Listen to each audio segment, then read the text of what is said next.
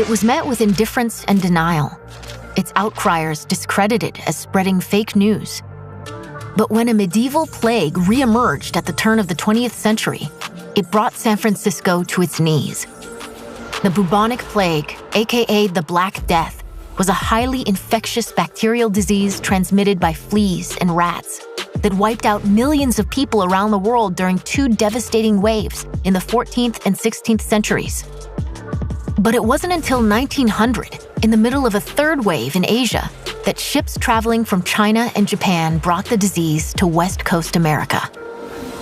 In San Francisco, the gold rush had attracted immigrants from around the world.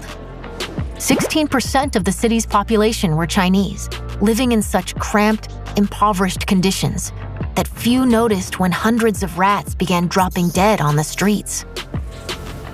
When the body of Chick Jin, a Chinese-American laborer, was discovered dead in a hotel, and the cause of death was confirmed as bubonic plague, public officials knew that the disease had arrived in the city.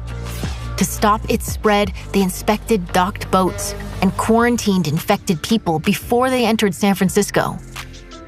Officials called for restrictions across the city, but local business leaders said the lockdown would destroy the economy, and the media branded the plague fake news.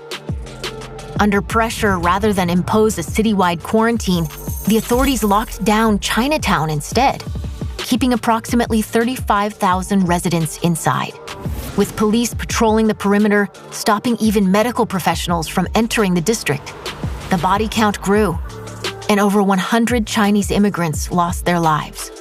Now, finally facing up to the magnitude of the problem, authorities ordered quarantine officer Rupert Blue to conduct a cleanup, even offering a bounty to catch rats.